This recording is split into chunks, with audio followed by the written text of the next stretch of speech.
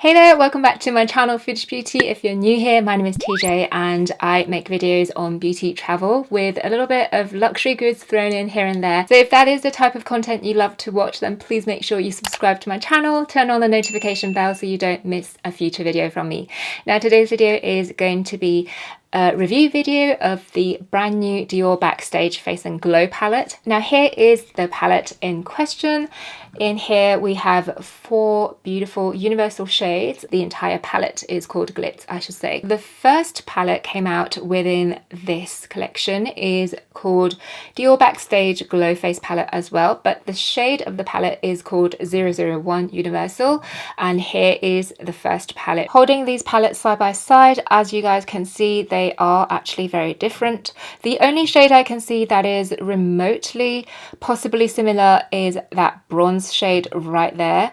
So I will definitely be throwing up a comparison swatch right now for you guys so you can see the difference between the two shades. Formula wise, the bronzy shade in the new palette is the same as the bronzy shade in the old one. They both have a slightly baked jelly type of texture, a little bit powdery, not too hard pressed, but they definitely don't have any kick-ups. Now looking at the swatches, this palette actually has 2 shades within the palette that is completely brand new formula compared to the old palette, and they are the top 2 shades. They both have the words Glitter Strobe in the name of these 2 shades. One is Glitter Strobe Gold, one is Glitter Strobe Pink. The pink shade, whilst it's not frosty pink, they are most definitely, as you can tell, very glittery. Now let's take a look at the rest of the palette. The third shade is called Peach. This is a satin peach highlight, and then alongside that, of course, we have the bronze shade. The formula of those 2 new glittery shades are definitely a little bit of a surprise to me personally. If you follow me on Instagram, you'll probably be no stranger to the fact that I am a huge fan of the original Backstage Glow palette. It is one of my go-to highlighter palette that gives you a really beautiful radiant glass skin finish. None of these shades have a glittery finish or formula. Now let me just throw the swatches of these 2 palettes side by side and you guys can see straight away they definitely have a very different finish. The original one will give you a much more universal glass skin finish, as opposed to the second one is definitely a little bit more on the glittery side, and you do have to choose the right brush to really make those glittery shade work. Now onto the application part of this video. Let's cut right back to before all of this eye makeup was done. I decided to test out the bronze shade on my eyes first, laying that on top of my NARS Smudge Proof Eyeshadow Primer.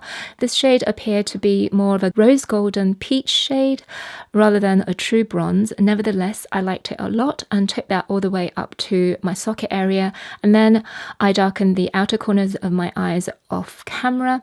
This look is rather easy to do. To brighten the inner corners, I used the shade Glitter Gold.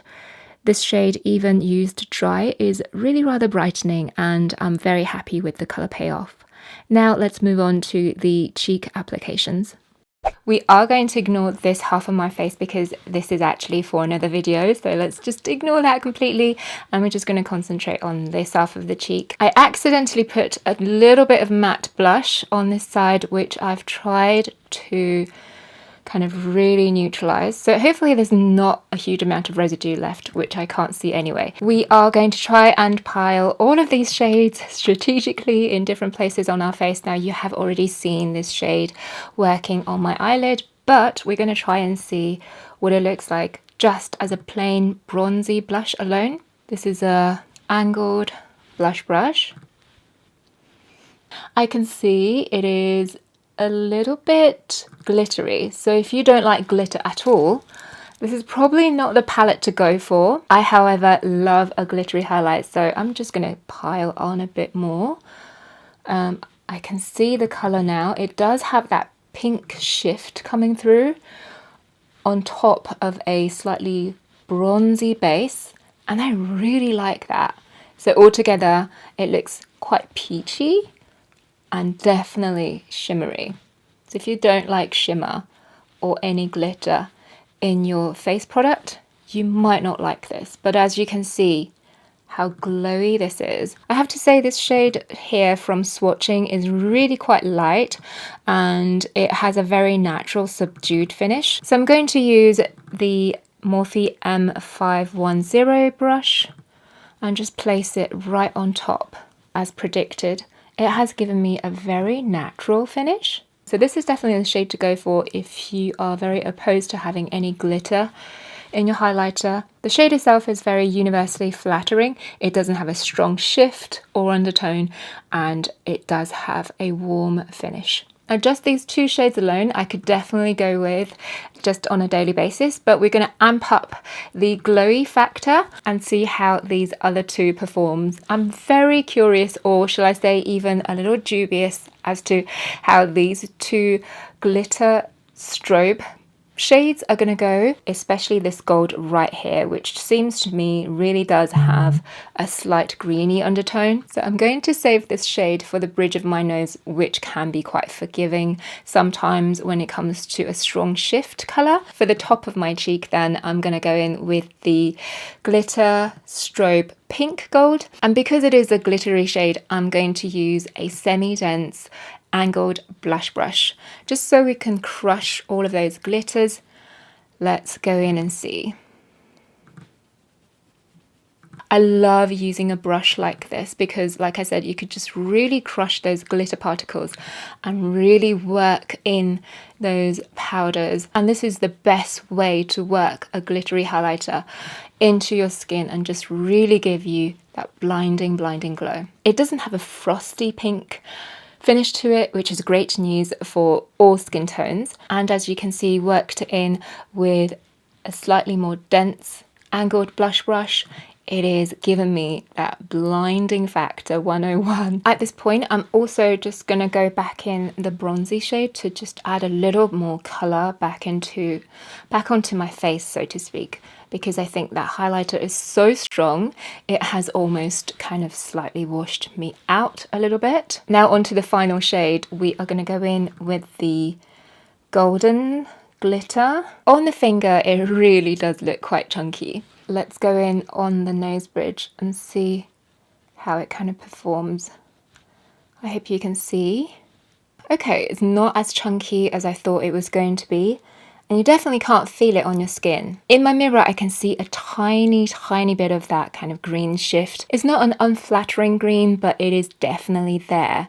So that's something to keep in mind. I would say it's like a pastel-y green, very ethereal, gilded kind of look. The one thing I will add with the glittery shades at the top at this point, I think, is definitely texture. If you have texture on the top of your cheeks where you would usually highlight, as well as the bridge of your nose, these glittery shades would definitely show up those textures. So I would definitely choose the original Face Glow palette over this one if texture is a concern. Right, lovelies, we're now back to where my face is all done, and I don't know if you can tell, on this side of my face is actually a very different face palette. And if you want to know which palette this is, then please make sure you click the subscribe button and turn on the notification bell so you don't miss that video. Or if it's already up, I will definitely make sure it's on the information bar linked above or in the description box. Now on to the conclusion for my review of the Dior Face Glow palette in the shade 002 Glitz. I would say this is a really good palette,